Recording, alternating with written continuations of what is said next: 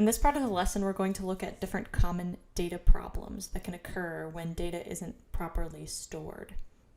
This will help us better motivate the need for the entity relationship diagram and the usefulness of a relational style database. If you open up the Data Issues workbook provided under Chapter 3 on Blackboard, you can see the following data snapshot.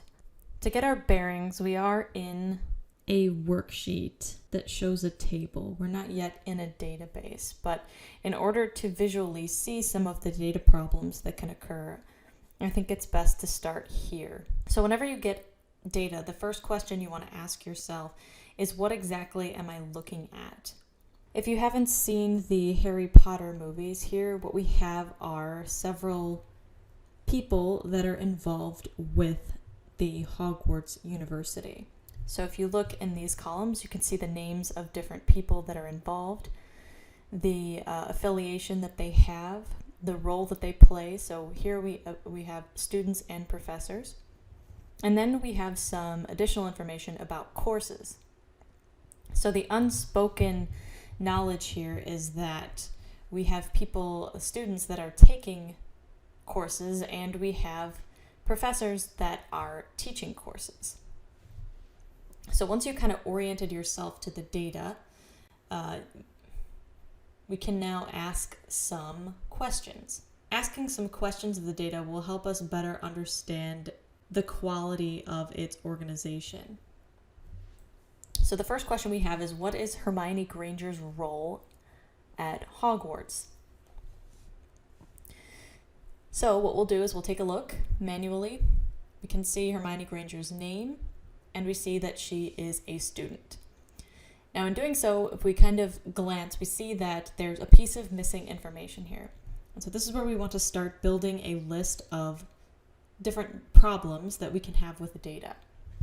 So the first thing we notice here is we have missing data. So this is going to be what we call an issue of completeness. Okay, so an issue of data completeness when we are missing information. Okay, our next question is, which other people have the role of student at Hogwarts? So if we scan the list, we can see student, student, student. We have Hermione Granger. We have Harry Potter. We also have a student called Barry Motter. So if you're familiar with the universe, this is probably not a real student. Sometimes you'll be familiar with the people working in your organization. You can tell that this is probably not accurate. So what we have here is an issue of data accuracy. So when something is not correct. The other thing that you'll notice while we're scanning all of the different pieces of data is that we have repeated information. So I think if I had just the student's last name, at least with this section of data, I would be able to tell both the house and the role of the student. This wouldn't be the case, obviously, if we had two students with the same first name, but in this case we don't. So we really don't need to be repeating this information over and over again. It's taking up excess space. So this repeated information is indicative of what we call a data redundancy problem. We had mentioned this in the previous lesson, and it's something that we're going to see how to resolve using the entity relationship modeling technique. So now we move to our last question. We can see that we have Pomona Sprout stored in this table as a professor of herbology. And if you haven't read the books or seen the movie, this is a person that eventually was no longer teaching this course. And so here we have what's referred to as an issue of timeliness. So the data is not up to date. So far we have looked at 4 different issues: completeness, where we're missing data; accuracy, where we have data that is incorrect; redundancy, where we have unnecessarily repeated data; and timeliness, where we know that the data that we have is not up to date. So let's take a look at the next data sheet, the orders worksheet. We have 2 different tables. We have a table that contains order number information with a date, how the order was paid for, and the order total. And in the second table, we have the order number, the product associated with the order, the quantity of product, and the price. And if we take a closer look, we can see that all of these order numbers are the same. Now that in itself is not an issue because we can see that this is basically telling us for this particular order, 11,356, that we have 4 products on that order and they have the following prices. Now, if we kind of step back and look at both the tables together, we can start to see that there might be an issue here. Basically, if we take this order number and we look at the other table, we can see here we have 11,356.